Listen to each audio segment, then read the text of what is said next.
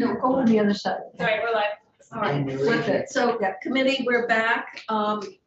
And we are taking testimony on the 24 budget request from the Cannabis Control Board. And with us to present the budget is the Executive Director of the board, Bryn Hare, a familiar face for us. And so if you want to, just sort of the highlights of the budget, but then other information. Obviously, you're in a new venture that the state is undertaking and how things are going.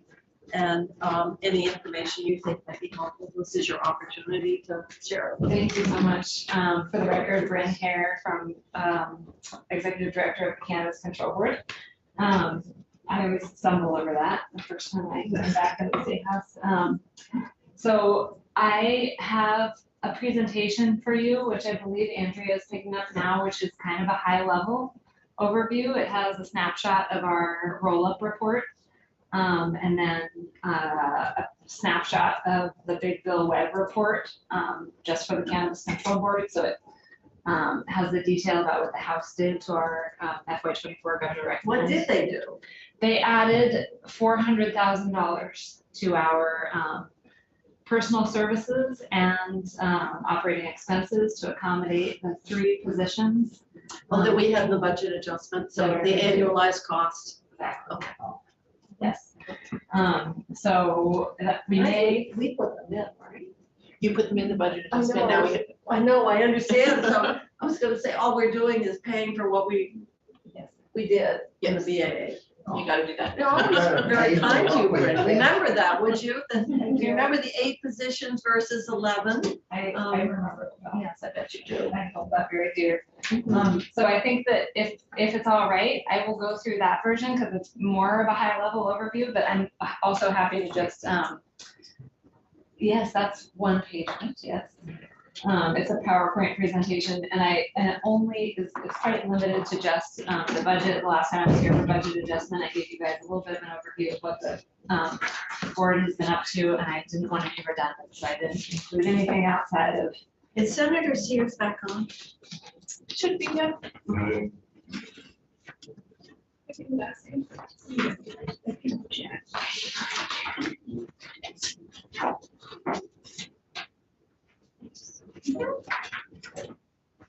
Okay, so just looking at page 2, this is a snapshot. I hope you can see it of the roll-up report. So it has, yep, that's the one. So the salaries and wages, we've got 1.6 was in the 2024 governor's recommend, and that accounts for those 11 positions that we were given last year. So you can see there's a big jump there to account for all of the additional staff that we've hired. And that is where a portion of that 400,000 that the House added would also go. So that would go up by 350,000. The contracted and third-party services line is that 1.6 number. And that reflects a number of things. The biggest portion of that is our IT project. So phase 2 of our IT project build is going to start happening next fiscal year. And that will include our compliance and enforcement system tracking, our appeals docket. As you know, licensees have the right to appeal any final decision of the board. Our public product registration portal, that we will build a public portal so any member of the public can go and look at what registers the board has vetted for approval for sale in the retail establishments, and then other enhancements and cleanup of our licensing system build. So that accounts for 1.4 of that 1.6 million. And the remainder is our ongoing appellate officer services contracts. You remember I asked for some, I forgot to ask for that in our FY23 budget, so I had to ask for that, a portion of that for our budget adjustment. So that reflects ongoing next fiscal year appellate officer services contracts. And our NIC fee payment processing services that accounted for there. Everybody, people who want to pay online for the licensing fee. So little bits and bobs are also included in that 1.6. And if you go to the next page, it might be helpful to look at the organizational structure, just to account for that. Right here. structure. Yeah, so this is what the Cannabis Control Board team looks like now, that the legislature has built up our staff. So we've got the, business office team, which they just started a couple of weeks ago. And then we have our compliance team with 6 compliance officers that are out in the field. We have our licensing team, which consists of 5 people plus 2 medical program positions. And then on the far right is our quality control lab, which since we just got the authorization for this position, we haven't filled yet. You are or you're not going to be working out of the Randolph plant? So that is, we don't know yet. It's still in the air. Still in the air. But they have to be separate from the ag lab. That's They're- the, and so we gave you the one time for the equipping the lab. That's correct. So there are some ongoing concerns about whether or not you can operate out of the ag lab, given the concerns about the separation of cannabis, right? For the drug But you free could work work zone. on the A&R floor, which is separate from that. Well, anything that's got state. I don't know, it depends on Yeah. what the requirements are. Yes, so we are hopeful that we can bring our lab in-house so we can centralize all of the services that the board is providing, and that will provide some nimbleness for our compliance team who will interact very closely with the lab staff. Because the lab portion of our work will be primarily doing spot checks to ensure compliance and quality and to do So they can investigations. bring it to the office and have it done right. That's right. And so that is part of what I am suggesting may need to change about the budget. So if you look at the next page, this is the snapshot of the Big Bill Web report. This just demonstrates that the House added that 400,000 to fund the 3 positions that were established in the BAA, and also for a $50,000 increase in rent for the lab. And outside of that, so if you look at the next page, this is kind of, I'm calling this expenses outside of the FY24 governor's recommend. Are those 3 lab positions and rent for the lab? Again, that's in the House version. And there are 2 other things that are not included in the governor's recommend that I wanted to talk to you about. Like the rent, though, the House gave you money for rent. Yes. So that rent is to accommodate the lab. But we have grown since we were originally born, and we have a relatively small space right now, the former Green Mountain Care Board space. So we are going to need to move to a new location. We have a lot of empty state space. In Waterbury. Oh, I think right up on the hill up to National Light. Most people haven't come back to work yet. So VGS, we've been working closely with VGS to identify an appropriate space for us. They have given us 2 different proposals for space.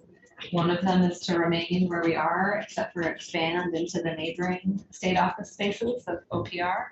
Where? That's at 89 Main, the city Oh, center building. city center. Or another option is a space on Stonecutters Way, which is also in Montpelier. So Both are leased. those are leased. The idea is that if we expand our footprint where we are now, we probably will not be able to accommodate the lab. If we move to another space, we may be able to accommodate the lab. So I don't know exactly how much the rent is going to be because I don't know yet where I'm going. So I put it here as just a note that my rent is likely to increase next fiscal year. I just don't know by how much right now. And the other 1,000 a week, that's what you got, 50,000, right? 50,000 is what we were estimating for the lab portion of the rent. So that isn't all of it. right, Yeah. so if the lab remains separate from our footprint, I'm estimating a $50,000 annual fee for the rent for the lab. If we're able to bring it in-house, that will change how much additional rent I will need to budget for. So, yeah, under development, I guess is what you're Yes. saying, subject to change. Yes, subject to change, and I'm bringing it now, looking for guidance from the committee on how if you would like me to bring this to budget adjustment next year instead, since I don't have any firm numbers right now. We'll talk about it. Okay. It sounds like it might be a BAA anyway. Yes, but how would you negotiate for rent? And without having anything to negotiate with? DGS has been helpful to the board as we have not had, as our budget has developed and as we've been growing, they have been accommodating and understanding of that and working with us to negotiate rent. Right, hello. And then the portal that you were talking about, the 540, that was not in the governor's. That was not in the governor's recommend, and that is, we have a medical cannabis registration system now. And our contract with the vendor who maintains that system is expiring at the end of this calendar year. So in order to, we need to do one of two things. We either need to we cannot renew the contract with this vendor. We have to go out to bid to replace the vendor who is managing this portal right now. So rather than go out to bid for this to rebuild our medical registration system, our proposal is to include it in our phase 2 existing IT project. So we would use our Salesforce system that we are building our whole licensing and compliance platform on. So we would not have to go out to bid to redo this. We would just include it in our phase 2 system and rebuild the medical portal that way. And the estimated cost to do that option is It's 500,000, 40,000 is the cost of the pen test, which is a security system test, which would also be required. And that was not in the house. No, it was not. That things are rapidly evolving. with the And cannabis. did you make the request in the house, or is that? This is a new request.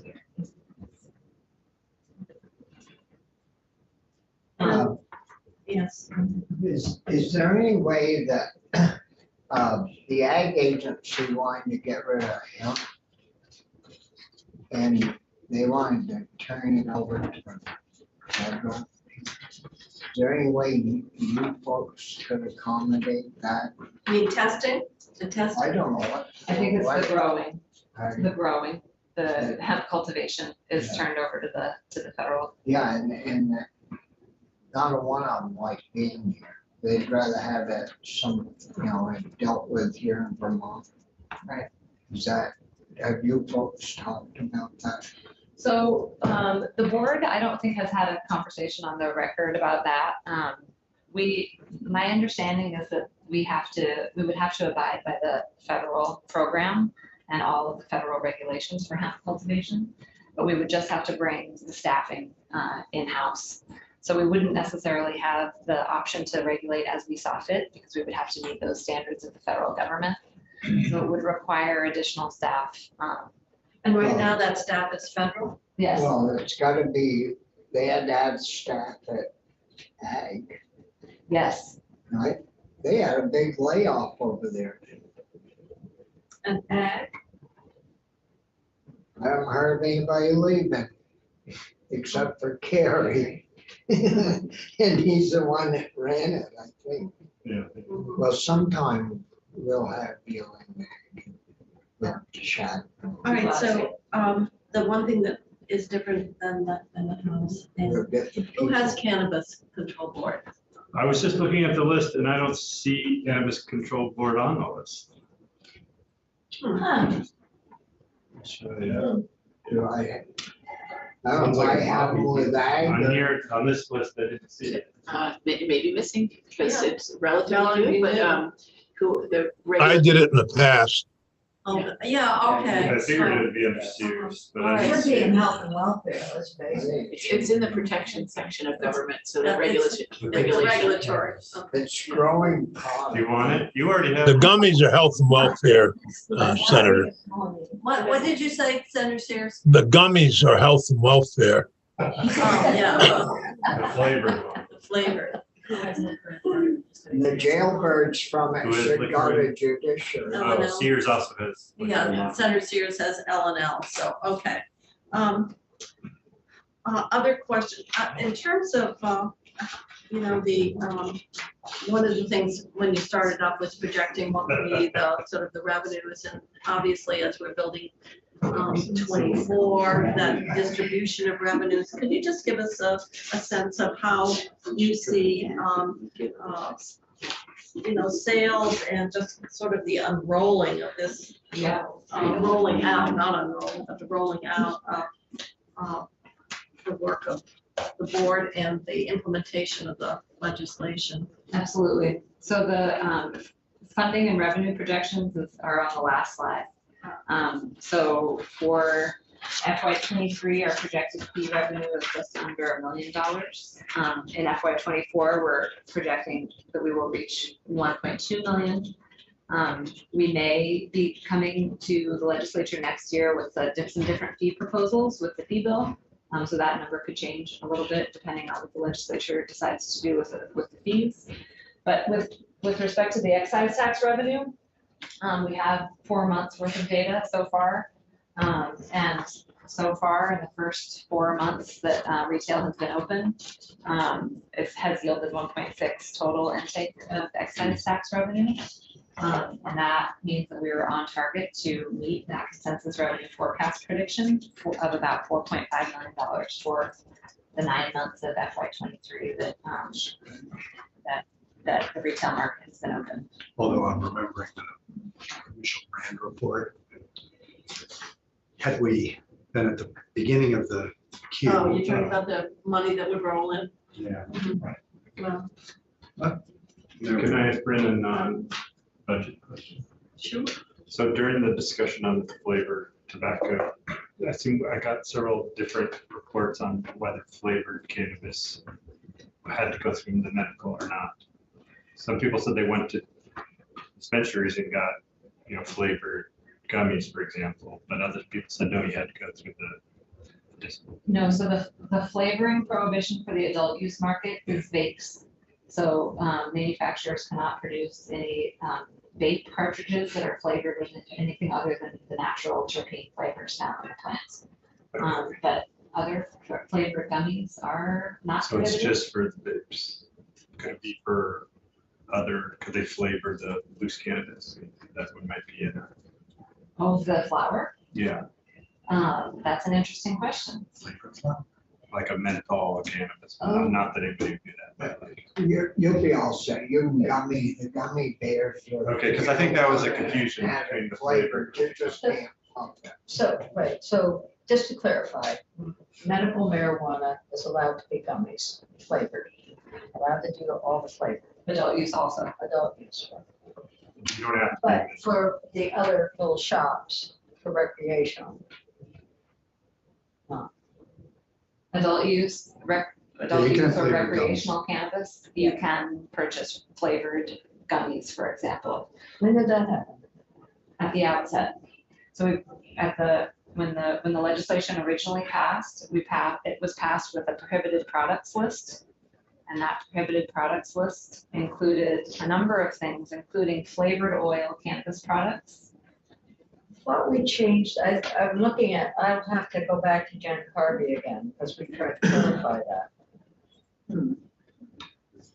Well, it's in statute. You did it. She probably wrote it. It's all her fault. Yeah. These are probably Michelle Jones. Yeah. Oh, I'm sure. Uh, Other questions or comments? Rob? There have been bills about getting rid of the caps and so forth. Yeah. THC. THC, right, so what is the status of that legislation? And I believe the board is recommending that, is that correct? The board is supportive of the policy to lift. The cap sits in Senate Judiciary, and we held a hearing.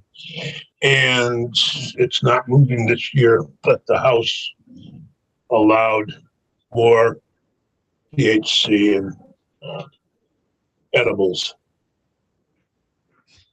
The House bill. But is the House bill going anywhere? Well, I imagine it's coming somewhere to some committee, I believe it was. maybe agriculture. I don't know. I think we have to have a conversation about this. But the cap issue is No, two. Vermont is the only state with, besides, correct me if I'm wrong, Bryn, besides Rhode Island with a cap. So And it Connecticut. puts us in Connecticut, thank you. And it puts us in a disadvantage with both the illegal market and the Massachusetts and New York market. Mhm. But the governor insists he wants the cap because the medical community has been, all the people who oppose legalization oppose lifting the cap. I don't oppose legalization, but I do want to look at the cap.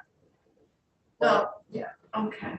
I guess there's more discussion outside this committee, yeah, but obviously, it's a topic of legislative, discussion. Other comments? I was just gonna note the H-270 is the miscellaneous cannabis bill that does have a provision in it that would increase the total amount of THC authorized per package. But it does not do anything to the caps. So the serving size would remain the same. Right now, we have a limit on the serving size of 5 milligrams. That would stay the same. Yeah. It would allow for packages to contain 100 total milligrams of THC as opposed to 50 total milligrams. And it's a way of allowing our product manufacturers to put more product in these already sort of large packages that they have, and a way to minimize waste moving to the waste stream. How is the raw product supply coming along to meet the retail market? Pretty well, I would say. We've got more cultivators getting up and running all of the time. The market is growing, I think, pretty steadily over time.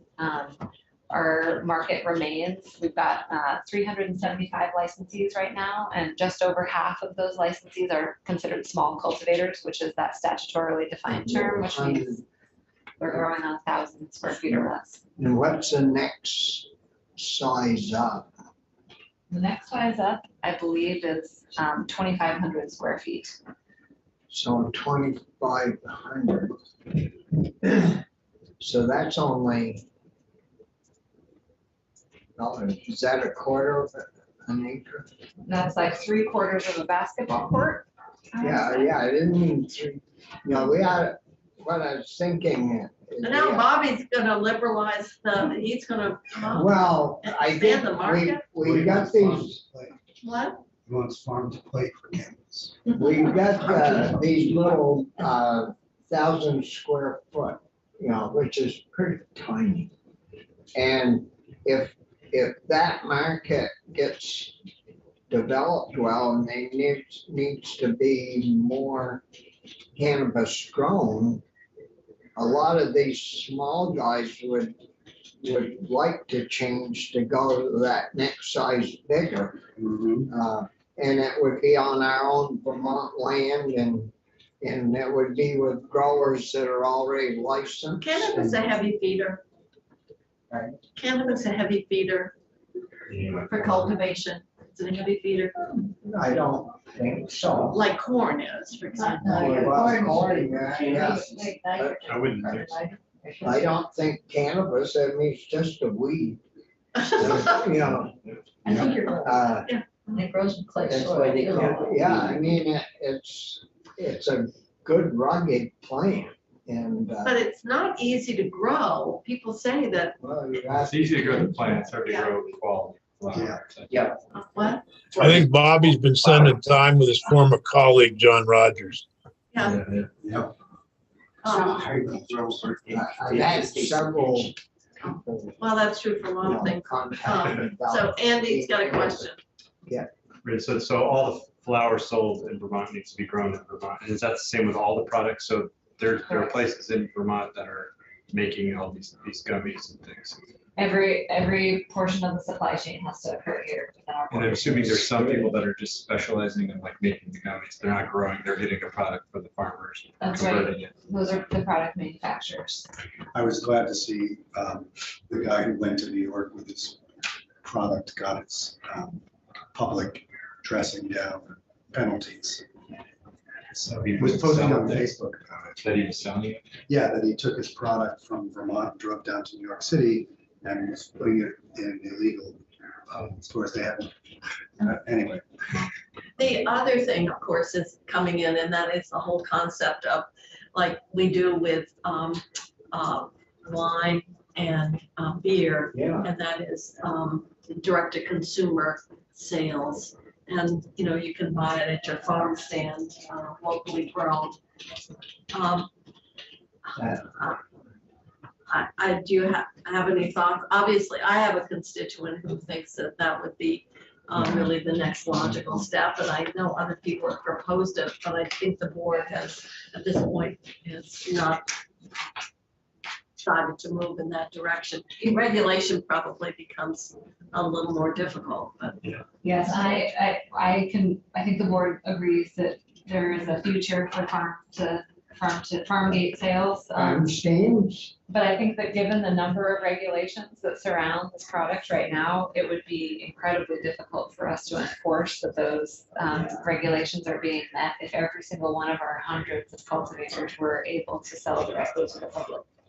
How would you have to keep track of that? And just the testing requirements alone are, our product registration system is kind of a good example of the final check that we do on all products that reach the market.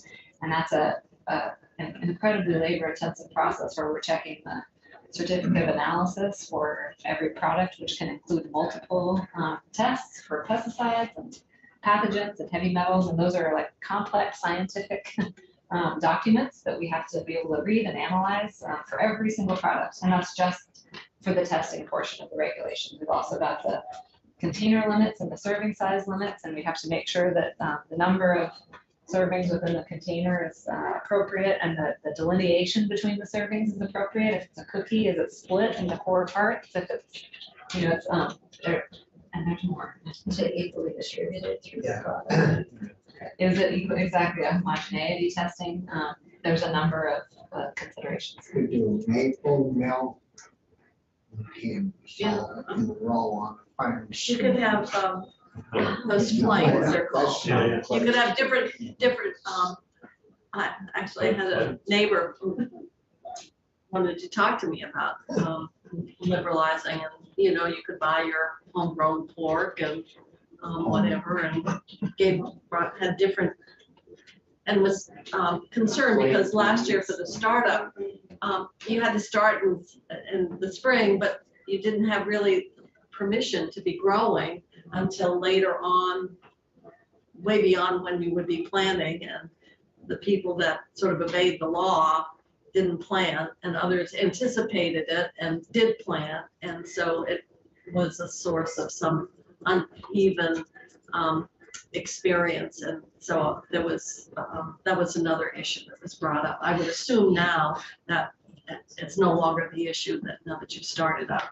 Yeah, I think it was not unusual for us to have a rocky start. Every state that started went from prohibition to legalization experienced that sort of immaculate conception of all of a sudden here are all these legal plants, and it was a little bumpy, but I anticipate that moving forward it will be a lot smoother. So I haven't been in the store or anything. How many oils do you are legal How many? in the store? What types or?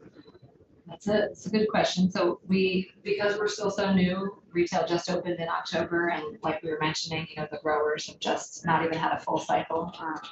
So I would say the diversity of product in the stores right now is smaller than it will be a year from now. But I understand that people are selling baked oils and tinctures and seltzers. I thought it was interesting. Just this week as I'm driving down here and listening to, when I leave the house, radio station from Quebec, and the Quebec government has ads that if you're smoking, the THC lasts in your bloodstream a short period of time, but the oils can last 8 to 12 hours. And that was in a radio ad around that. And it was all around the issue of driving, and I think. Was it radio ad in terms of prevention It of was, public it was or like, public it service was, announcement. well, it was a public, it was from the. as opposed to equivalent- smoke, don't the, oil? Yeah, as the equivalent from the health department in Quebec, based around the fact that it lasts much longer and driving. Well, we did, I mean, certainly for drug testing for CDLs and so forth, the issue around how long there's residue in blood and testing it can be a long period of time. But this is all directed at the regular drivers on the street. If it's lasting 8 to 10 hours versus, you can smoke at a party and maybe an hour or two later, you're okay. I think that's an issue that, we have to at least think about. That's right. So other questions, Don't Bryn? stay in there for 30 days. These are ads from. Is the Green Mountain prevention. Airport out there? I had a driver years I ago, mean, the more we, do a little pop in Saturday night. His number So, just happened to pop yeah. up. so committee, we're still live, and so, other questions of Bryn, because we're still live, and, we haven't taken a break and gone. I did want to ask about the medical, if you didn't already discuss it.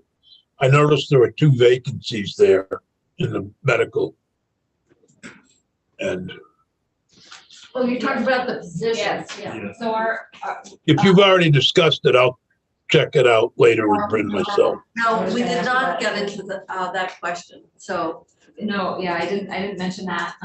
We did have 2 medical staff that transitioned to us, last year at the beginning of 2022 from the Department of Public Safety, because that was an existing program. And both of those staff have departed for other positions.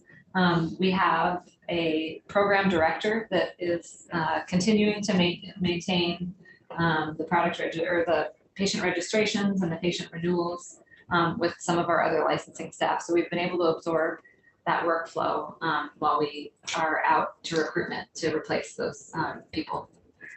okay, so Has there been an increase in the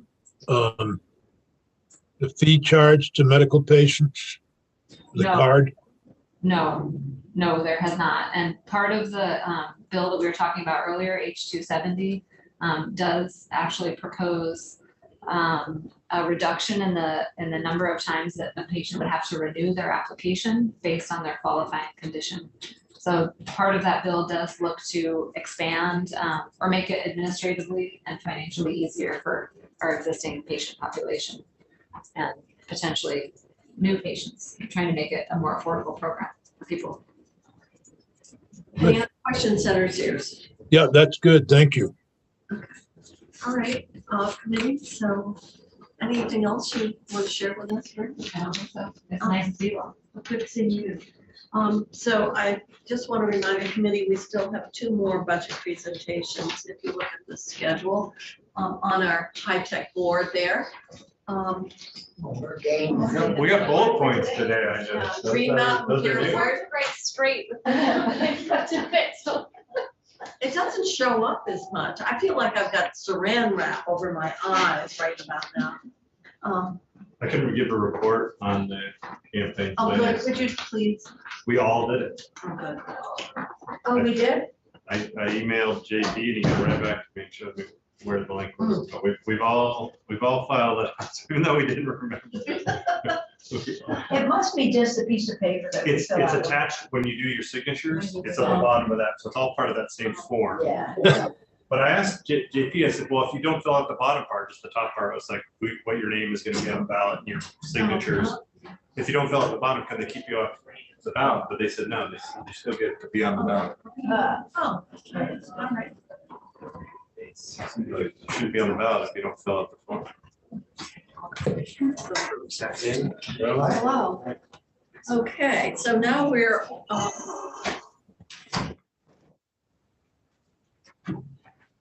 moving on to the Green Mountain Care Board budget, and so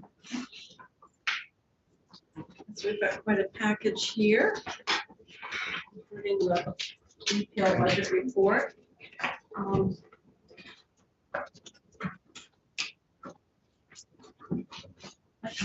Hi, how are you? Good afternoon, everyone. It's great to see you. And believe it or not, you're not even the last dance on our card today. So, I saw that. I'm so sorry.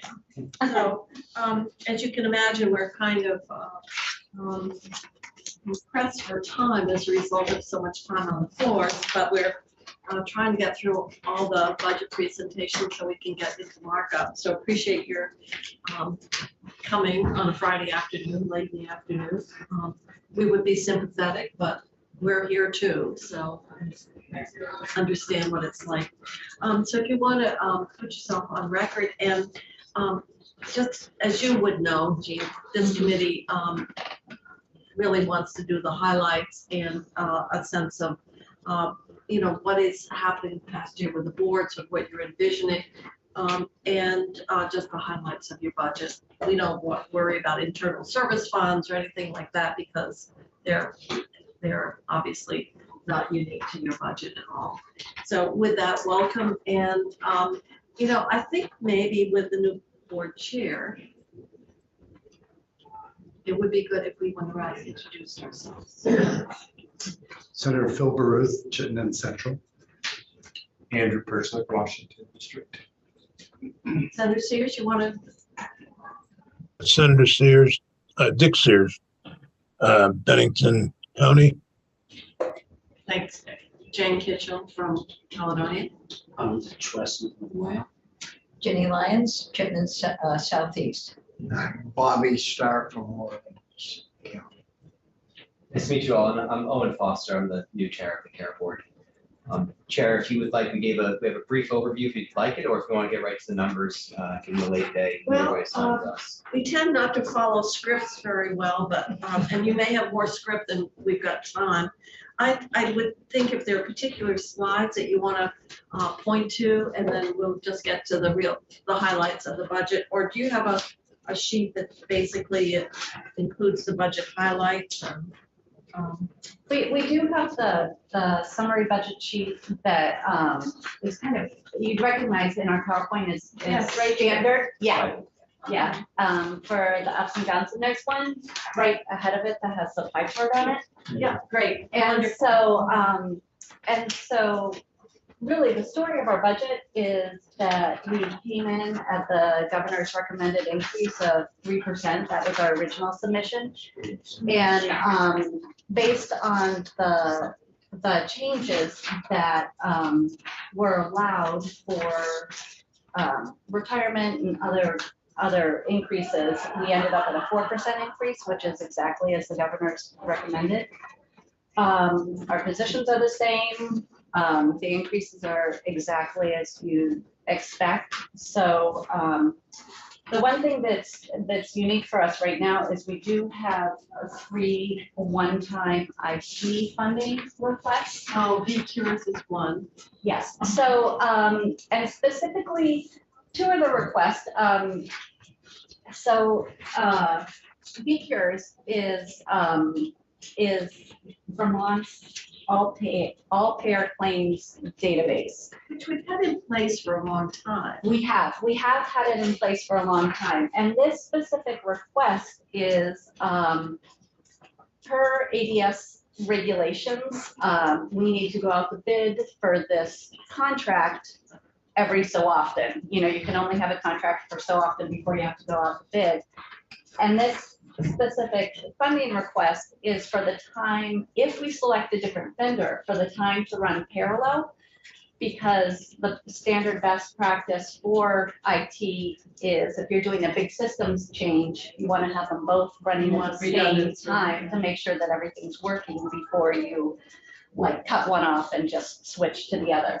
So that's the 50,000 to run parallel and the 70 1.5 to ADS. Actually, that one is the 500,000, and VCARES is expensive too, it's all the claims for the state.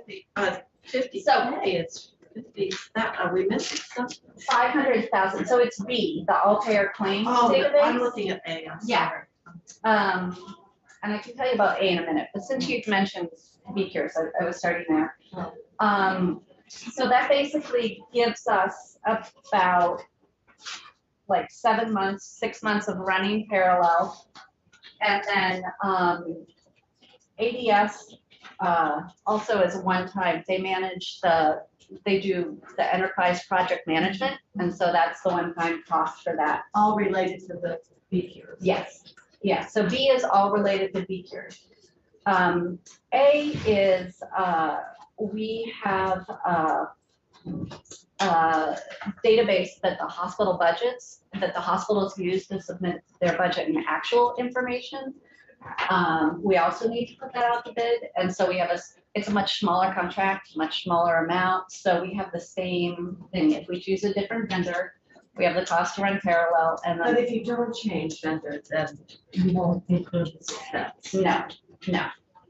And, correct, like, kind of for both A and B. Right. And then, for ADS does have like a one-time IT fund for these kinds of things, but as you can imagine, throughout the state, the demand is bigger than the amount of their fund. So that's why they didn't include us. We ran it by them first. And then the last part, C, is we have ongoing work on the health research allocation plan, and we had, a wish list for $50,000 to be able to do a more interactive tool for that data. That sounds like. Is it the health research allocation plan, or is this the health resource? Is this the HRAP? It's HRAP. Did I? Resource. Oh, that was my typo. I Yeah, that's okay. apologize. I know. I didn't know we had to. No, we don't. That was, I'm sorry, that was Is that my. Don't be former sorry. no, Is that the harumph? Senator Harumph? That's part of it, yeah. Oh my gosh, all I right. know, there are too many acronyms. Well, I was actually, where that came from was I was trying to get away from all the acronyms, but clearly I need to do a little more, like, work on my editing. So my apologies, Senator Lyons, That for used my to be error. done by the health department It did. Yes, many years ago. yes. And the governor's budget included the funding for this. Yes, the governor's recommended. All right. So that's your budget summary. You're That's bored, it. you're exempt. The 4% that you talked about, which is given by obviously the personnel and operating expenses, and then your one-time funding requests. Yes. That's pretty straightforward. Questions? Well, So, shall we, yes, you may. I was gonna say, or we could also, after we started to snow, Yeah. this is depressing. No, we like snow. On a I Friday. know we can work ourselves right. No, we into a can, storm. We can take questions, and then I thought I'd give the Owen an opportunity to make some comments as well, as I think you came in summer or fall, you were at the Stowe meeting of the. That's right. So sweet. No, that was just Oh, I Copley. couldn't get. That was just Copley. Oh, It was just the Copley board. So, go ahead with your questions, Senator Lyons. So, no, I was going to ask about the new, you're sending an RFP out for new management of fee cures. And can you talk a little bit about sort of the decision-making around that? Is this something that's traditionally done? So, ADS has certain rules. So it's an IT contract that we work with ADS on procuring. And so they have you currently right now, you write the contract for 5 years with the option for 2 one-year amendments. And so we're coming to the end of that period. So we're planning, so we're doing the request for proposal right now. We're preparing for the request for proposal. in accordance with the timeline as issued by ADS for putting contracts out to bid again. I believe with the goal of having the, making sure we have the best technology and also the best value So for this is where Vermonters. all the claims data Mhm. is Yeah, collected. it's also used for quality. Yeah.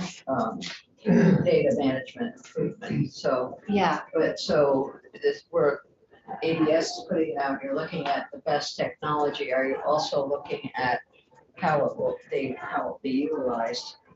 Will VQers be responsible for any of the interpretation or analysis of the data going forward? How's that? This is something I always ask about. okay. We don't need to do it today. Yeah, I can, I guess we've created this data system, and I guess you're responsible for managing the data system. yeah. And the question, I guess, is how is that data utilized by the larger healthcare system to influence cost, influence treatment, et cetera.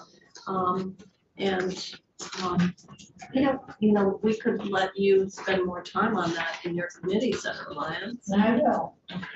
So I, one thing I can say because I'm not an IT expert, I love our data people, but what I was gonna say is what I do know from the way we wrote the contract is, the current contract, I was here for the current contract. And the way we wrote the current contract was that VDH, DEVA, all the appropriate entities within state government have access to the database with all the controls that one would expect for security and all the things. But like part of our contract means that we pay for, basically everyone in state government who needs to have a place in the database, have a seat kind of in the database, and has, of course, appropriate security, can access the data and use it. So VDH has a number of seats, DEVA has seats, so. So let me ask, DEVA's come in and I can't remember how much they're asking for. Their data. DWAS, yeah. Yeah, right. And so how does that fit? I mean, this data should be all worn out by the time it's been moved around through so many systems. I guess MedWAS is that the old MMIS on steroids? So I'm just wondering what does VQers give DEVA that they wouldn't get through their own? And I guess you're getting the advantage maybe if you've got multiple payers. When you're sitting here and you're seeing all these disparate requests, the inevitable question is, how does this all fit together? And who's managing what? And what? Yeah. I'm sorry, Senator Lyons. No, I said you sounded like me for a second. Oh, okay. I've got it sorted out. Oh, you've got it all sorted out? All right, then it's Friday afternoon and I give up and I rely on you. But you understand what we're getting at is, and then, of course, Blue Cross Blue Shield has got their data, and then they don't want, and then there was the issue around data and who had it and all of that. And so it just raises a huge question about all these different disparate efforts. And then we're paying OneCare for their data management. You can see why we're sitting here thinking, have we created a monster, or the extent to which it all somehow fits into a cogent system of data collection and data analysis that gives us utility, and we can feel confident that we're getting the benefit of that data analysis to inform the very decisions that EVA might need to make or the board might need to make. So I guess I'll throw that out. And do you want to pick that up? Or I was funny, I had an example of how we use the data and whether or not there's redundancy with One Care or Blue Cross. We'd have to look at that and we can get back to you on exactly who's using what data for what. The question is there redundancy? Is there a more efficient, cost-effective way to do it? And I think that we would have to go back and make sure that. Yeah, that's the heart of my question, really. So, yeah, but some of the databases are used for very specific types of information. And then for VCures, some of the private insurance companies voluntarily. I know, we had, that's the Go Bay decision. So you've got all these different, and we're out in terms of being able to. Some don't give us the data, some do, some have their own proprietary data. Right. One Care gets its own data sources. I used to be curious this week. I was speaking with the Springfield board and I want to understand how much of their health service area business is going out of state. It's a very impactful circumstance for them. It really hurts their finances. So you can use the data source like VCures, look and actually get exactly how many patients get all their care in Springfield, how many get none, how many, and how much Go to money. Dartmouth, for example. Right, exactly. So I don't have the data prepared in my head, but I spoke to it last night. So that kind of resource that we have is extremely helpful for the hospitals to understand what their reality is and to see how it's changed over time so that they can adjust and make better decisions to ensure that they're sustainable. So that granular data on where the money is being spent is critically important and valuable. And I think we can get back to you with a fulsome answer on the redundancy question. Yeah, it would just be nice to have it on one page, all the different,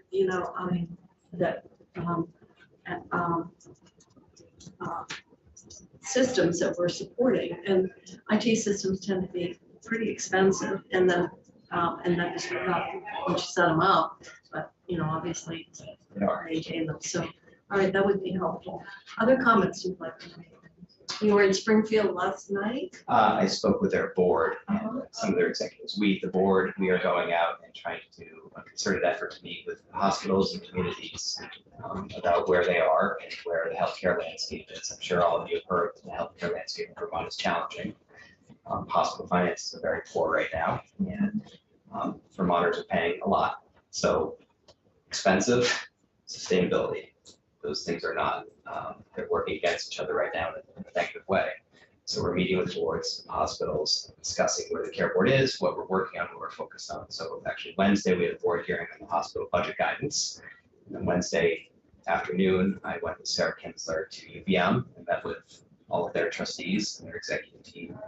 And then last night was Springfield, Monday, Mount Scottney, and Wednesday, another hospital. Are these remote, or you're actually traveling all the? Some are remote, some are in person. Other comments? When I was involved when the care board was created, but was it always anticipated that it'd be about half and half, or the 60-40 split between bill backs and general fund? Or spending it, or was the thought that the bill backs would meet the expenses of the board? So we do know, thank you. And I realize I spoke, but I'm not sure if I said my full name. Put yourself on Sorry. I'm Jean Stetter. I'm the Administrative Services Director of the Green Mountain Care Board. So there are. Actually, the bill back was a topic of discussion because we were picking up more than how much would be billed back when there was something an up to discussion. Yes. Yes.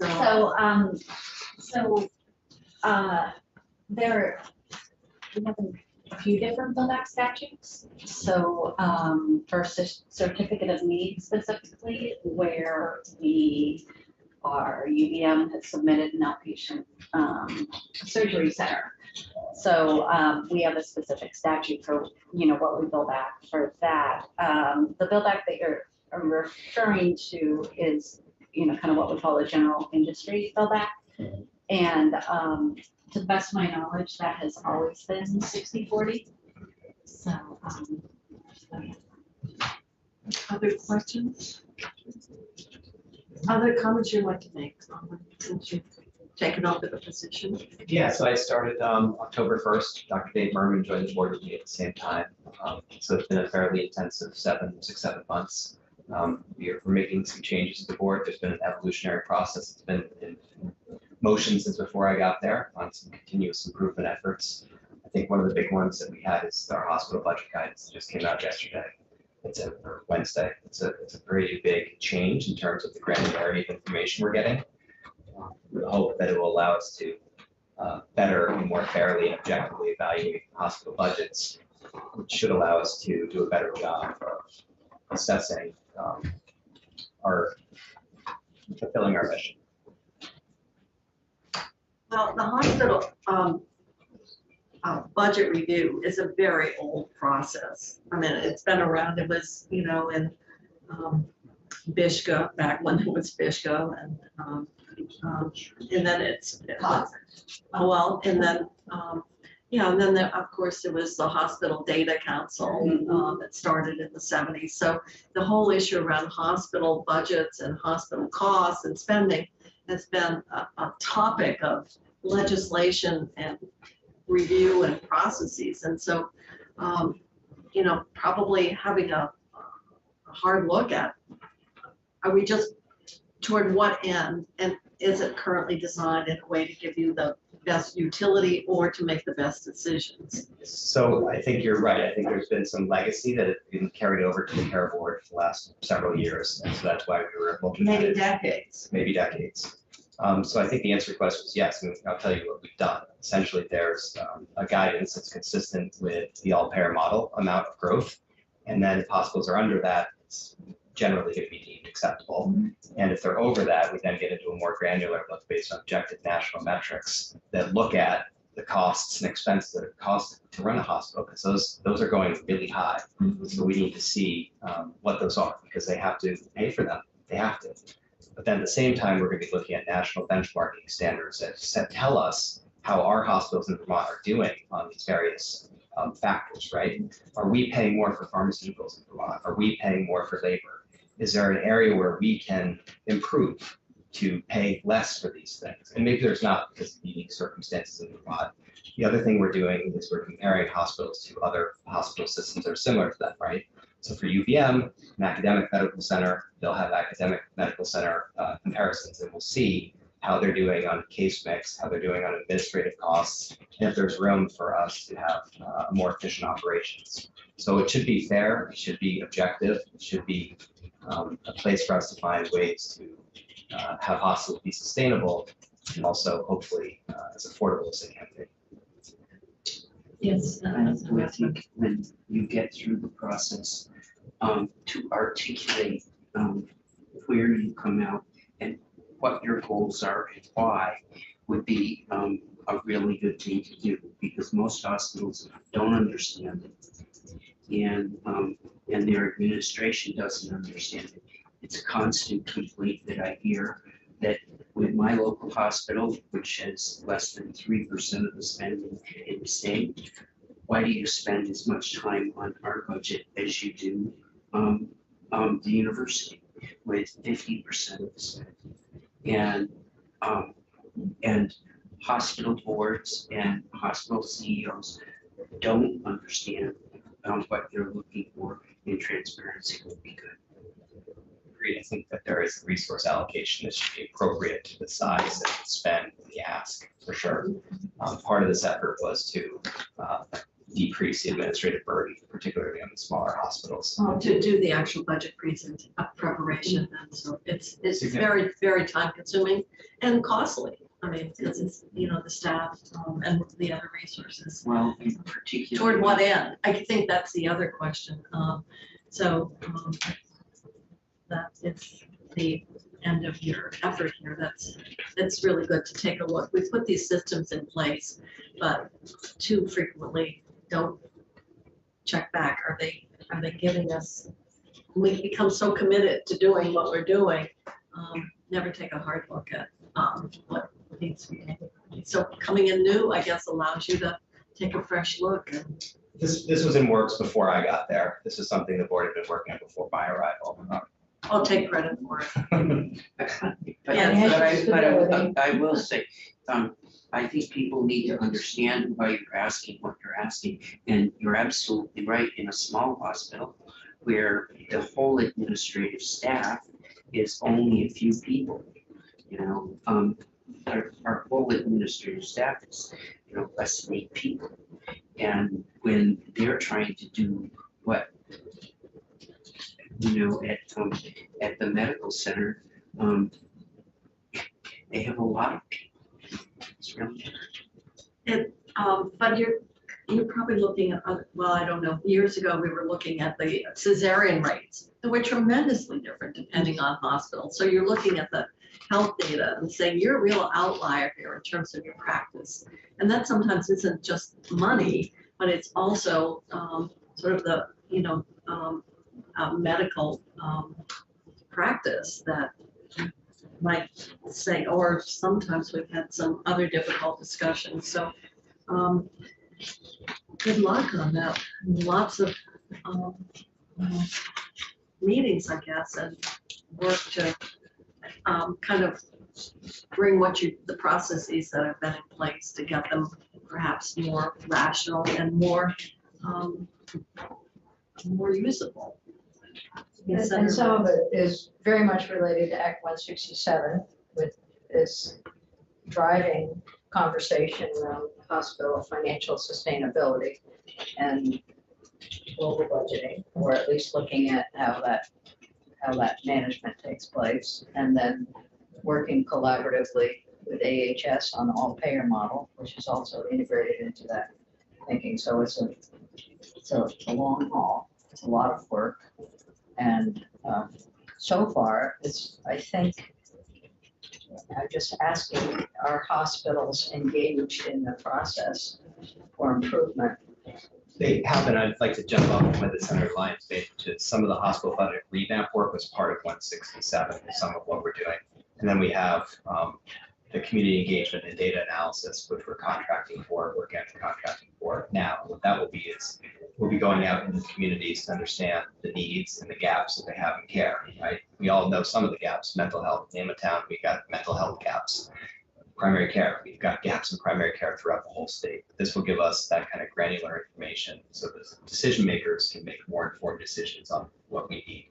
And then in terms of the all-payer model and hospital global budgets, that's being led by AHS, and we work with AHS daily on that effort.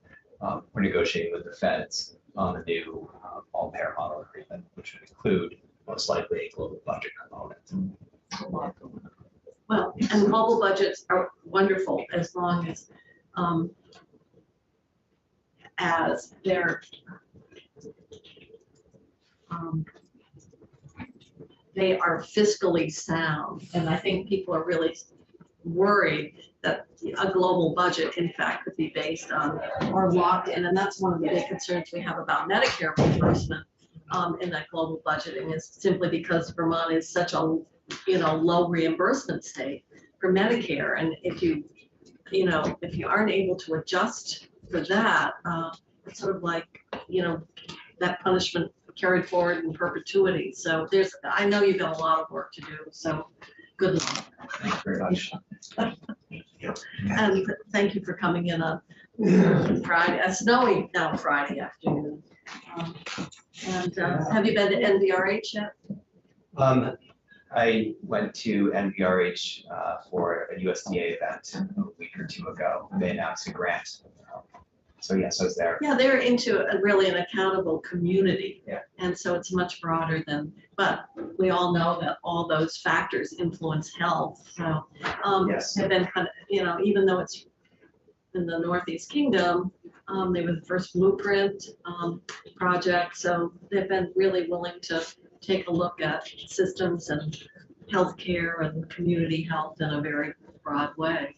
So they received a grant from the USDA a week ago or two. It was announced, and they have a very small emergency department that's quite overrun right now. So they're building out some additional beds and capacity.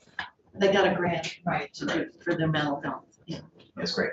I got a brief tour of the executive medical director. Great.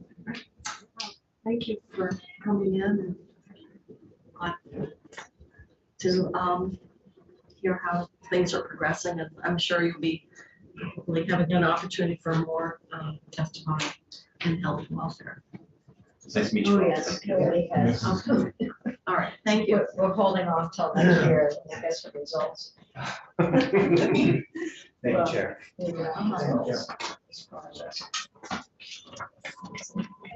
I know you, no mercy on us, huh? I know. Oh my God, it's so. The last one. What? I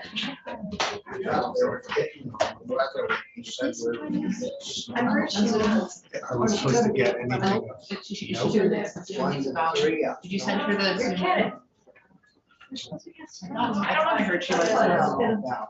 Yeah, No, that's what I'm told. Oh, you told me that. No, somebody told me that. Oh, Sarah. Sarah. Sarah mentioned that.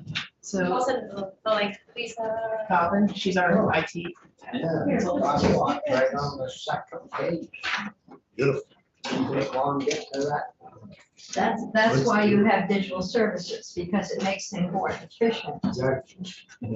Oh, wow, total increase is 17, We want crosswalk on the title page. 18 million here, huh? Okay. Well, we put it in the fund, but we forgot to appropriate in some. That was, I think, budget adjustment. We had to take care of that. Yes. So, okay, well, welcome. Obviously, we're trying to get caught up in terms of budget presentation and realize having to come in at 4:15 on a Friday afternoon is not ideal.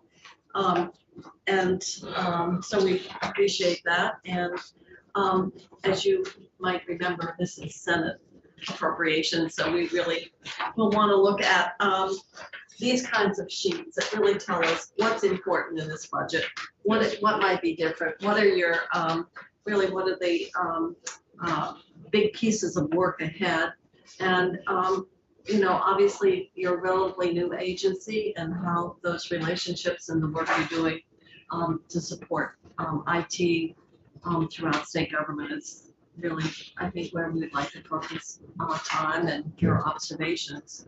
So, Great. Thank you. I'll turn it over to you to introduce yourself and staff. So for the record, Sean Naylor, Secretary Digital Services. Case Loco, Chief Financial Officer for Digital Services. John Kelly, Principal Assistant. The presentation we provided you is a rather lengthy one. We're going to try and focus to help get you caught up on about the first 8 slides, which is going to give you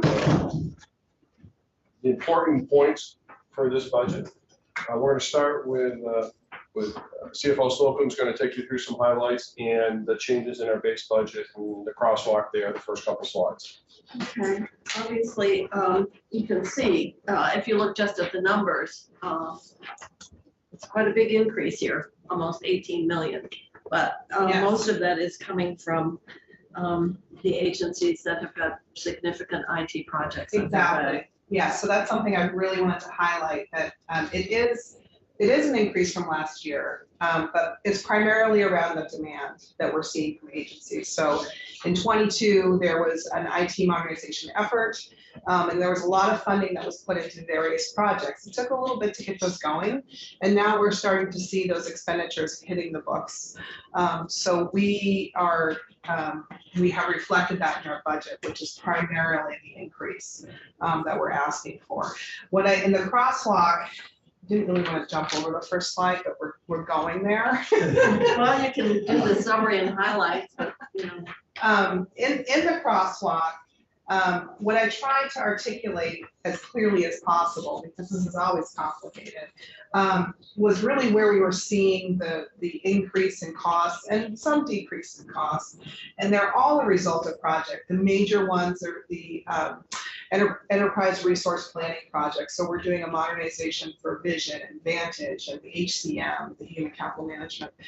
There's a lot of money that's going into that. We expect in fiscal year 24. There's money going into it this year as well. Another large one is in the VDOL space, labor. We're modernizing basically everything there in that department. So there's quite a lot of money going. You're doing it for 10 million, obviously. That must be just That's just phase one or something. Well, it's not phase one because this is for 24. We've already started.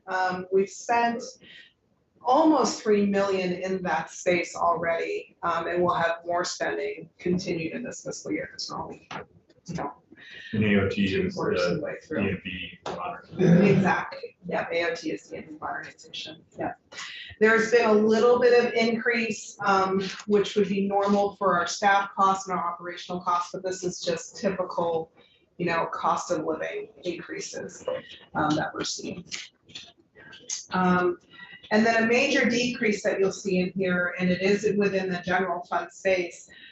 Last year in our budget adjustment, we came forward and we asked for some cybersecurity money for what we refer to as the SIM project. And that's the Security Information and Event Management System.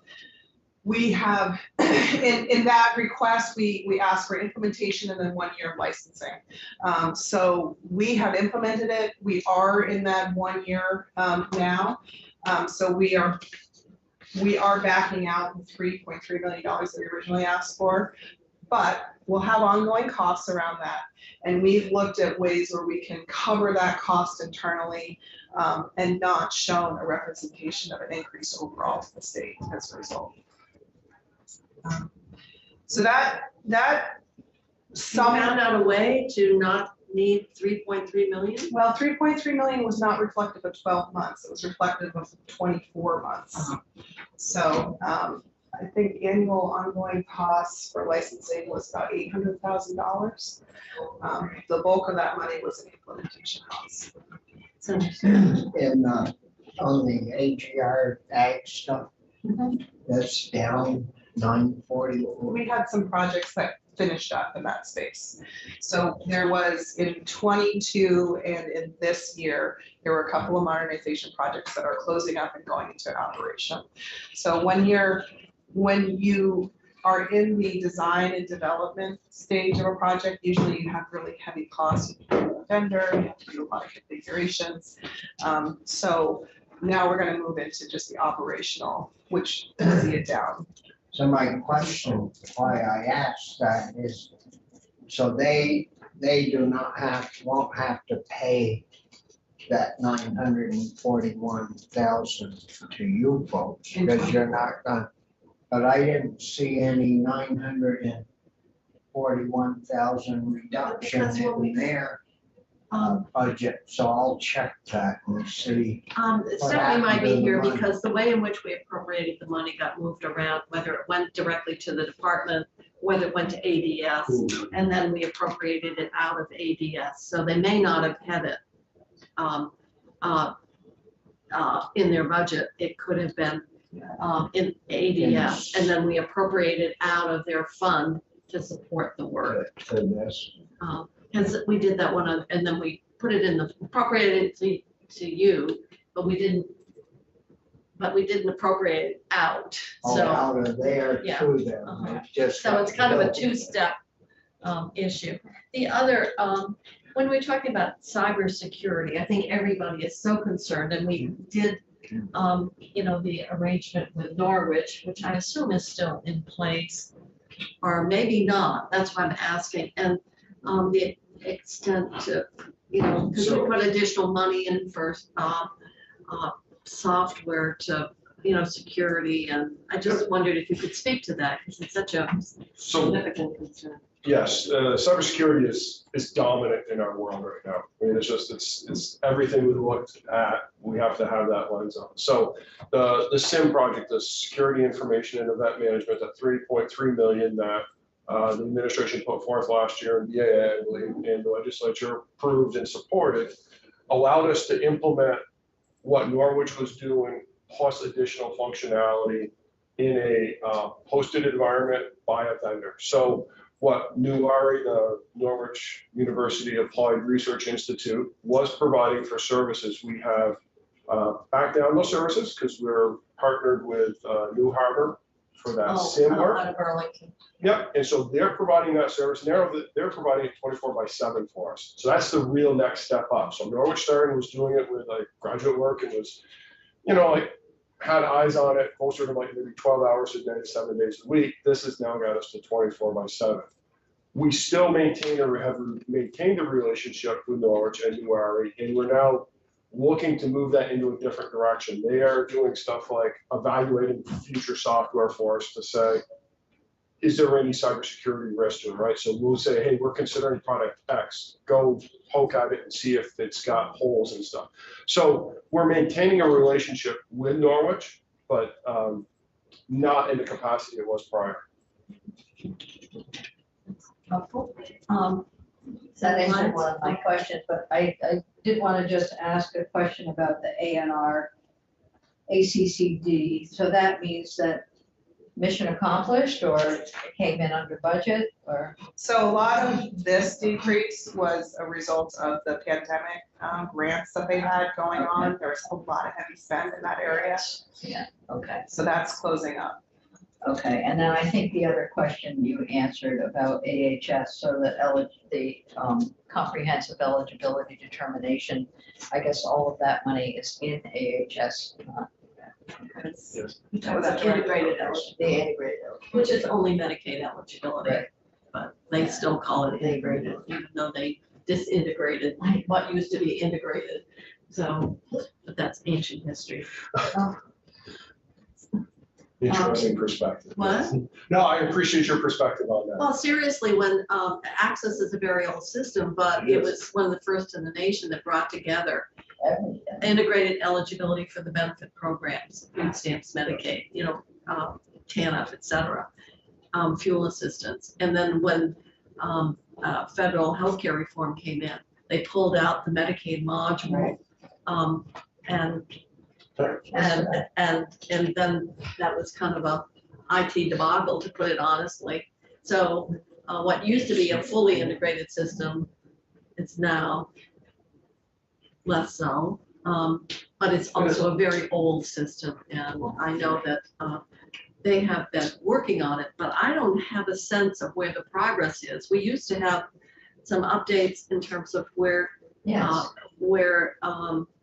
I guess maybe that's my section of the budget, I need to check it out in terms of where they are on the development of that Medicaid eligibility piece. So, and I keep asking about integrated eligibility, but it isn't.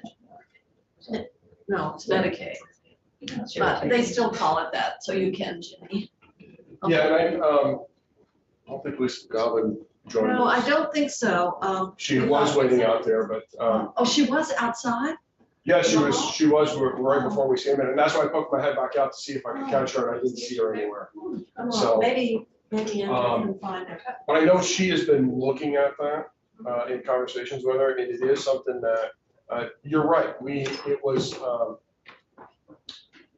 I'll call it a vintage system, right? Access on the mainframe. Legacy. Yeah, but it was end to end, and that's been broken up, and it's still I'll say the holy grail is figuring out how to move and create in modern technology what existed 12 years ago, 15 years ago.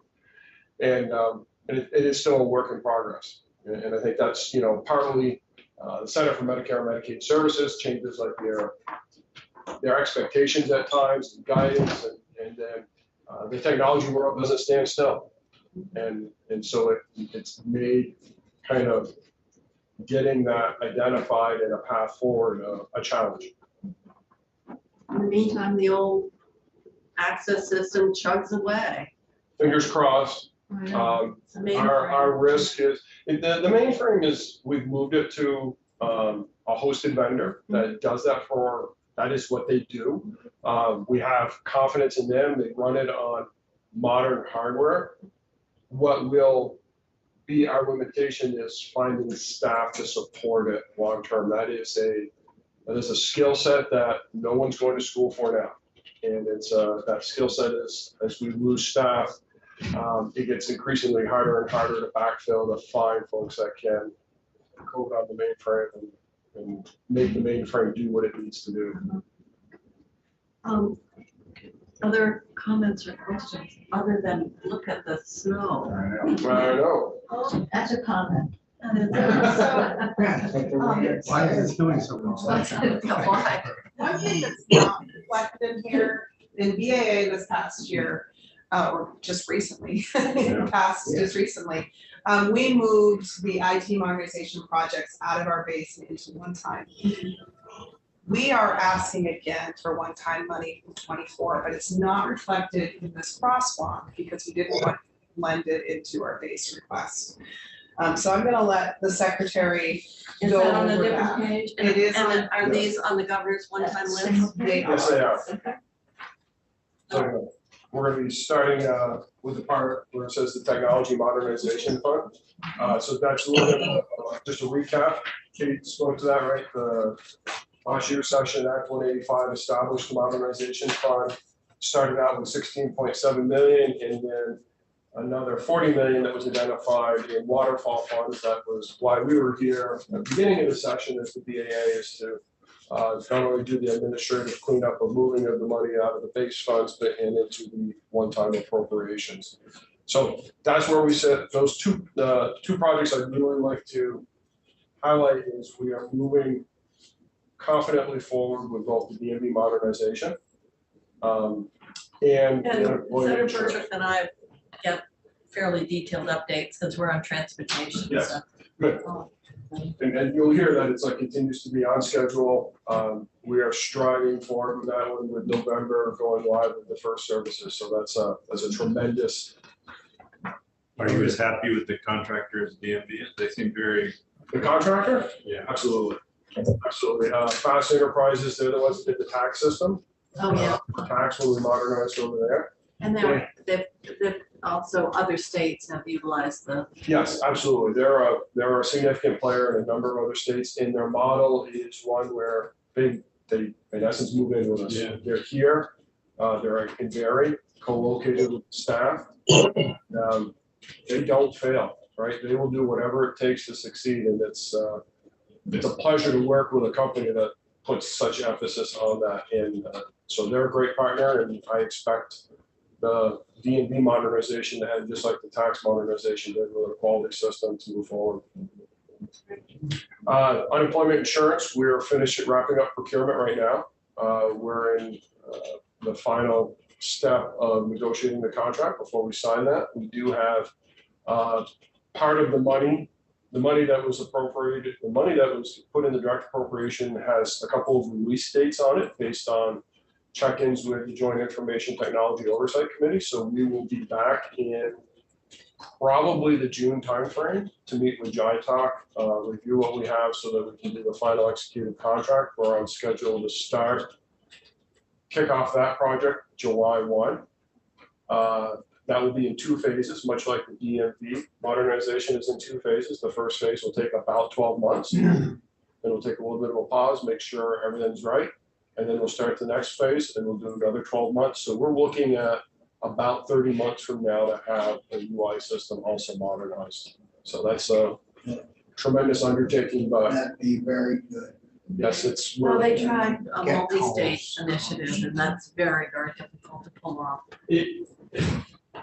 Somebody always has to lead, and whoever leads gets the strongest voice, and everybody else has to live with what the results are. And that's always a challenge in a consortium. So this will not be part of a consortium. This will be Vermont investment. So your RFP, so you don't know yet the vendor. We do, but we're in negotiations on the contract, so we can't say that right now. We'll be glad to come back and let you know when we have. Well, the finalized. lessons we've learned from the ones that have failed is you've got to have the right project staff. And that's the other thing we have to recognize. It's not just what you do, but you've got to have the staff within the agency or department to be assigned, and then you've got to backfill. So there's costs associated with that. Well, this is what, the 3rd time, so we might get. Well, because we had the same problem with judiciary. We had it with DMV. We've had it But, UI. I mean, this is the 3rd time over Yeah. there. But the lessons learned is don't think you've got to design your own.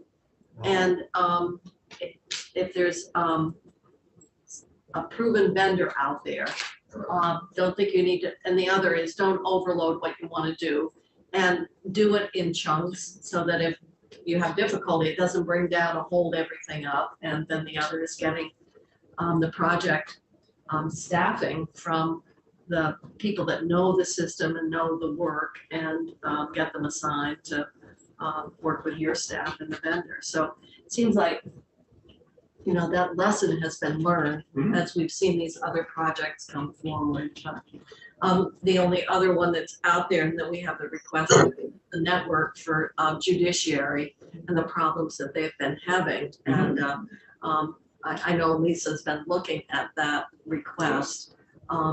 And so that's one of the ones that's come forward. And I know that you're not, you understand the dilemma very well, so that Lisa's looking at that proposal, whether that's the right approach or whatever.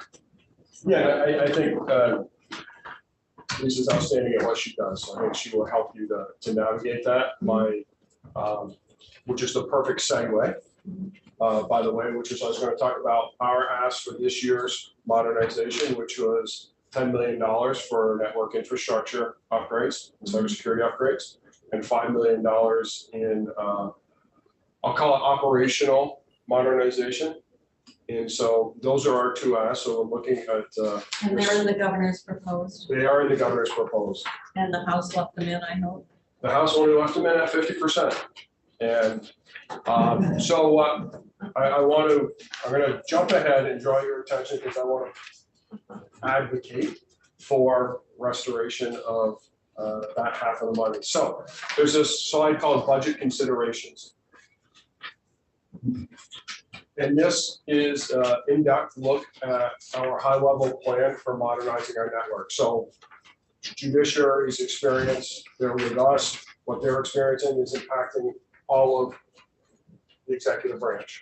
We have a network that is 30 to 40 years old in its design and build out in many cases. And the pandemic accelerated the need for us to modernize it. We moved to the cloud quickly. We moved to a hybrid workforce quickly. One of the things that judiciary had to do was the remote hearings, right? Our network was not built out with connectivity to support streaming video and audio from every courthouse back to Montpelier through the network, back out. And so it suffers, but we're all in this right now. And so as we look, right, in things like new policy initiatives that are coming, we're already saturated. We need to modernize our network where things like I've testified earlier on rental registry, we're going to be struggling because we're going to put another system on an aging network, and then everybody is going to slow down another notch. And I'm sure you all, even on your home network, right, when it's slow or acting up on you, it can be frustrating. And that is some of the things we're experiencing right now. And then when you pair that with the age of it, you realize that it's an area of risk for us from a cybersecurity perspective. So what we did was we put together a plan that's it's about $12.3 million over 2 years to modernize it. The House, of which that 12.3, 2.3 of it is coming out of our normal operating budget for network maintenance. And we were asking for 10 million. And they gave you 5? They gave us 5 and in essence said on the top bullet there to do phase 1 and phase 2, which is the design and planning and architecture. So if you can see on there, that takes up 5 months. That means we didn't sit for 7 months while we come back. And if if we're still in good economic times and we're not competing against other more important things, that money may be released to us, right? That you may find it in the next budget. My concern is that we're not going to have the same economic situation. So you're concerned you're going to fall victim and not get the additional funding, and you've got that gap of time that you could be actually moving forward to. What was in 7 months? Yeah. 7 months ago, I don't know if you've heard of ChatGPT. ChatGPT wasn't announced 7 months ago, and now it's become like this conversation everywhere. And now it's influenced everything from education on, right? That wasn't even out there 7 months ago. So 7 months in our world is time, significant time lost. And so I'm really concerned about that and would advocate strongly that we get that 10 million, that 5 million be restored so that as soon as we have that design and architecture completed, we can move forward with implementation. A question or comment about the judiciary? Yes, Senator Sears. Yeah, my understanding on the judiciary problem is it is network, but the problem for them is that they can be in court, victims, defendant, attorneys for the state, attorneys for the defense, the judge, and all of a sudden the judge can't get any of the records online, and all the records are now online. They're not available, so court has to be canceled, and we're already suffering from a backlog, both from the number of judges we have as well as from the pandemic. So it's a complex problem, but people are actually in jail because they can't get a court hearing. And I think it's a little bit more than my problem with my network here every now and then where my video freezes during a committee meeting. I'm supportive of the judiciary's attempt to create their own system. And I didn't understand whether you were opposing that proposal or okay with it. You know, Senator Sears, my recollection is that's what we're asking Lisa to evaluate. And the House did put in not the full amount that the judiciary was asking for either. They had over 7 million, and I think the House put in 4. So I guess Lisa needs to advise us, is it better to put 7 million in and creating their separate network, which is what they think is the right solution, versus trying to, which is here, is that in fact what judiciary is experiencing is not unique to them. It's being experienced by all the other network users. And so and I can't evaluate, what's the right way. If what you're saying is for 10 million, you can take care of the judiciary and the rest of the state, as opposed to 7 million for the judiciary alone, that has some financial utility. But I think Lisa's got to help us, evaluate, because absolutely the courts have been shut down for the day. And as Senator Sears knows, and you met, it really, for a system that is already way behind, it's just horribly frustrating, and judicial resources are just, being soaked up for nothing. So I'm looking forward to that analysis, but if I understand you correctly, you feel you could, through this larger network initiative and upgrade, you could address not only judiciary, but the rest of state governments. This is like correction, experiences, right? We'll still be responsible at corrections, right, for the network there. So, if someone in a correctional facility has to participate in a hearing, we need to make sure our network can support. Even if judiciary is working, if corrections is. We have, the Office of Defender General is on our networks. The state's attorneys and sheriffs are on our network. So the judiciary network doesn't cover all of the participants in our judicial process. And so there's a lot to ensure. And I totally understand that this is not the same as the inconveniences you have at home, but also one or the other is not the answer, right? It's getting this right for the state in modernizing our network across the board so everyone has access to that service reliably, securely, and to a good performance. I guess one of the arguments is that the legislative branch has its own network, and the judiciary feels they're a separate branch of government and should have their own. That's a policy, I guess. And that's a distinction of the branches and the powers. From a technology perspective, having things integrated is always better than having them separated. So that's where I will say that, and that's why I think it's important for us to get that $10 million so we can do that network modernization, so that all services that the executive branch is responsible for and judiciary, if they do not do their own, will benefit from improvements. Well, Lisa can, I think, provide counsel to us. And I think she was part of your meeting, right, Dick? Lisa? Yeah. Yeah, okay. Yeah.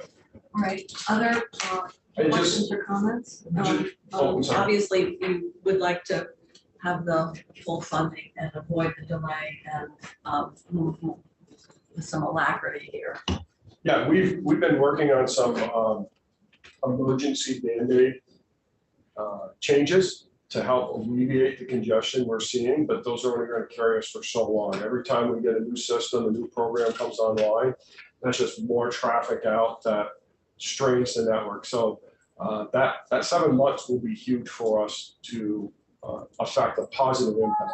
The other piece was we had a $5 million ask for what I would call miscellaneous operating modernization, the IT modernization fund, and they also cut that in half. So our original ask was for 15 million in totality. What came from the House was 7.5 million. And you testified, Yes, the same as absolutely, you're telling us. absolutely. I mean, these are foundational things. These are when you look at any program that you're going to want to deliver to impact Vermonters, the first link in that technology chain is the network. If it doesn't run, we can build the most performant and secure system, and it still will underserve Vermonters. So this is one that I will be passionate about because it is so important for us. Questions? I was gonna ask another question, but I don't need to. Well, we will be looking at all of the budget again. It's nice to know what is or not, and to hear directly what your position is relative to the budget as it was passed out by the House. And this isn't the only area, I think, that they've done 1-year funding, which we fully appreciate the problems and limitations that creates. So, At least you got half. I suppose, right, makes it easier to fund the other half rather than 100%. Yeah, it's just, one last piece on that one was if we have the full funding, what we anticipate is releasing an RFP that would go out for both the hardware we need to do it and the design services. So what we think is we can get economies of scale by saying, if we send this out as an RFP, you provide us the equipment, but with it, we get a certain amount of services for free because we're buying millions of dollars worth of network gear from you. If we have to do the design work and planning independent, we will lose that opportunity to leverage like our buying power to possibly get additional services. And so that's another key element to that. Thank you. How does that, if I may, Yes. how much do they kind of Who does? give you if you're do a big deal like that? Who has enough budget? It can vary, but we would. 5% or 2%? It's not typically that, it will be in hours, right? So if, say, we're gonna be spending like $5 million in network infrastructure, it would not be unreasonable for them to include something like approaching 100 hours of engineering services to help us with it. So, it tends to scale that way, and that's where we can leverage, because if that's, what are we seeing in professional services, like $250 an hour, $300 an hour in those areas? So, if we can Need 2 pages. leverage that, that's real money. I hope you're making a list. I know, I have a big company. No, I no, used to I mean, buy of all the big requests truck we've got to tires. come back And if I bought 50, instead of 6 or 8, I'm saying, Yeah, we do. It will be, for sure. yeah, and you have to take advantage. Well, thank you for, it's now 10:05 on a Friday afternoon. Oh, It's not, do you have other comments that you want to make? Obviously, you have outlined why you feel the funding that you propose is sensible and what is problematic from reducing that amount by half. Anything else that you'd like to bring to our attention? those are the wave tops. If there's any questions you have, we would be absolutely glad to return and answer any questions you have as it relates to it. We did include a lot more in our presentation, which was background on the different types of ways that ADS recaptures money on internal service funds, our operational dashboard. I know we see your ADS. Yeah, we see that fee for space, you're right up there. So, Yep. understand that. And we're still tracking savings. You'll see that on the first slide. You just said, you go back and review. 7.8 million this year, 7.8 this past calendar year. Yeah. and just under 35 million since our inception. Uh-huh. So, And I know we saved a lot, well, I know it cost us because we have a lot of places that were paying the licensing fees. So you've got that all cleared up. So what are your primary sources of savings? We like savings. What's your methodology? Sometimes we question people's methodology on how they get the return. So our methodology, well, two answers, right? So we have all of our leaders looking at everything that we're doing and assessing it as far as, are we doing it differently? Are we negotiating for a better price? So the savings come from many different areas, but before we claim them, Kate's office works with every single business office to confirm that if we save them $100,000 on renewing a license, they agreed to that. And so we're not grasping at these numbers. We have confirmation from our partners that these numbers are real, either cost avoidances or direct savings. Many of it is from the buying power conversation. When we look at negotiating and we can say, oh, we can pool these efforts and now we can buy a certain amount of licenses, it would get to a different volume discount. So a lot of that is there. Other is the consolidation of network hardware, servers and things like that, where we're seeing a continuous improvement in that space and able to book cost avoidance of having to reinvest in new hardware all the time because we can run what we need to run on less machines and stuff. Are you missing anything? The only other thing I'd add is that we do work with our customers or partners to identify what applications they're using currently, where they have a similar need to maybe another agency, and looking to merge those needs to bring cost savings. Maybe we can offer a cheaper application solution and maybe a more efficient one. Well, that was the whole goal of creating the agency. It was. Yeah. Absolutely. Unless you're not, unless anyone has more questions, I think I'm going to suggest we call it a day and we call it a week and we're meeting for today. We're coming back Monday at 10:30. Yeah, I'll send everybody the Zoom. And You're sending us Zoom. I'll send you the Zoom, yeah.